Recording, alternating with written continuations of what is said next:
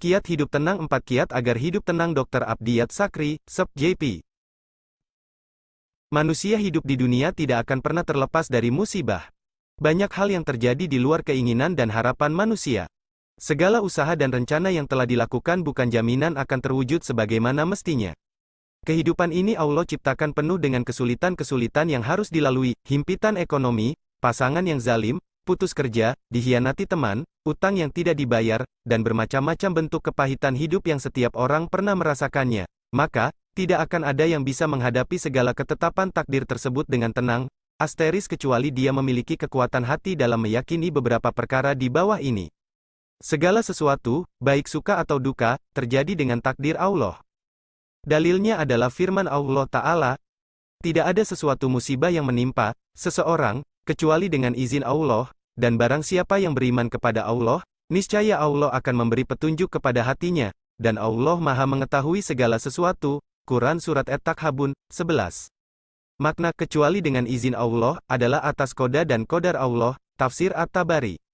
Barang siapa yang beriman kepada Allah, niscaya Allah akan memberi petunjuk kepada hatinya. Garis bawah maksudnya adalah barang siapa yang yakin dan percaya pada Allah, maka dia akan paham bahwa tidak ada satupun musibah yang menimpanya, kecuali atas izin Allah. Oleh karena itu, Allah beri petunjuk hatinya. Tafsir Qurtubi. Alqamah rahimahullah ditanya tentang ayat tersebut, beliau berkata, seseorang yang ditimpa musibah, kemudian dia menyadari bahwa musibah ini datang dari sisi Allah, lalu dia rida dan menerimanya. Tafsir Ibnu Katsir. Dari Ali bin Abi Thalib, Ibnu Abbas radhiyallahu anhuma berkata, Allah beri petunjuk hatinya untuk yakin, sehingga dia paham bahwa apa saja yang akan menimpanya, tidak akan luput, dan apa yang luput darinya tidak pernah menimpanya. Tafsir Ibnu Katsir. Maka, orang yang ditimpa berbagai macam musibah atau segala sesuatu yang tidak disenangi, sesuatu yang berat, kesulitan, kegundahan, dia akan senantiasa tenang jika dia yakin semua datang dari sisi Allah. Dengan keyakinannya tersebut, Allah tuntun hatinya untuk menyadari bahwa takdir yang telah ditetapkan tidak akan pernah meleset, pasti akan menimpanya walau dia mencoba menghindarinya. Allah akhiri ayat tersebut dengan, Allah Maha mengetahui segala sesuatu, untuk menegaskan bahwa musibah tersebut diturunkan oleh Zat yang paling mengetahui kadar musibah dan mengetahui kondisi manusia yang menerima musibah, sehingga ketetapan tersebut sangat terukur dan presisi, semuanya pas, tidak akan kurang atau lebih. Dalil kedua adalah firman Allah. Setiap bencana yang menimpa di bumi dan yang menimpa dirimu sendiri, semuanya telah tertulis dalam kitab, Lauhul Mahfuz, sebelum kami mewujudkannya. Sungguh, yang demikian itu mudah bagi Allah. Quran Surat Al-Hadid, 22. Makna, yaitu artinya, sebelum Allah menciptakan bumi dan manusia. Tafsir At-Tabari. Rasulullah Shallallahu Alaihi Wasallam bersabda, Allah telah menakdirkan ketetapan-ketetapan 50.000 tahun sebelum Dia ciptakan langit dan bumi. Hadis riwayat Muslim. Ketika seseorang meyakini hal tersebut, maka hatinya akan tenang, karena semua itu adalah ketetapan penciptanya yang maha adil sejak 50.000 tahun sebelum segala sesuatu di alam ini ada. Apa yang hendak dikhawatirkan atas segala rencananya, Dia yang mencipta apa yang Dia kehendaki, Dialah yang maha tahu dan maha adil. Setelah kesulitan pasti ada kemudahan. Dalil pertama adalah firman Allah. Maka, sesungguhnya bersama kesulitan ada kemudahan, sesungguhnya bersama kesulitan itu ada kemudahan. Quran Surat Asy-Syarr, 5-6, garis bawah. Setelah kesulitan pasti ada kemudahan, kepastian adanya kemudahan disampaikan dalam ayat di atas dalam 4 sisi. Pertama, Allah awali ayat dengan, Inna, yang artinya sesungguhnya, yang memiliki makna penekanan, artinya, benar-benar setelah kesulitan pasti ada kemudahan. Kedua, Allah mengulangi 2 kali yang juga menunjukkan penekanan. Ketiga, Allah sebutkan kesulitan sekali, adapun kemudahan 2 kali, dan 1 kesulitan tidak akan mengalahkan 2 kemudahan, sebagaimana hadis Nabi Shallallahu Alaihi Wasallam. Artinya, 1 kesulitan tidak akan mengalahkan 2 kemudahan. Bagaimana bisa kesulitan hanya disebut sekali, sedangkan dalam ayat disebut 2 kali? Maka, dalam kaidah bahasa Arab, kesulitan disebut dalam bentuk marifat atau kata benda definitif, sedangkan kemudahan dalam bentuk nakirah atau umum, sehingga maknanya kesulitan pada ayat 5 dan 6 itu sama, sedangkan kemudahan yang datang setelahnya akan datang dalam kemudahan-kemudahan yang berbeda. Keempat, Allah gunakan kata bersama, yang artinya sangat dekat. Kedekatan itu seperti kata Ibnu Mas'ud radhiyallahu anhu. Demi zat yang jiwaku di genggamannya, seandainya kesulitan itu ada di suatu lubang, Sungguh kemudahan akan mencarinya dan masuk ke dalamnya. Tafsir Al-Qurtubi, garis bawah. Maka, setiap kesulitan dan kehimpitan hidup yang dirasakan seseorang dalam hidup ini datang pula bersamanya kemudahan, kesulitan akan selalu beriringan dengan kemudahan setelahnya. Keyakinan akan hal ini akan menenangkan jiwa, menenteramkan setiap orang yang dilanda kesulitan karena selalu ada harapan indah setelah kesulitan. Dalil kedua adalah firman Allah. Garis bawah Allah kelak akan memberikan kelapangan setelah kesempitan, Quran Surat Al-Hadid 7.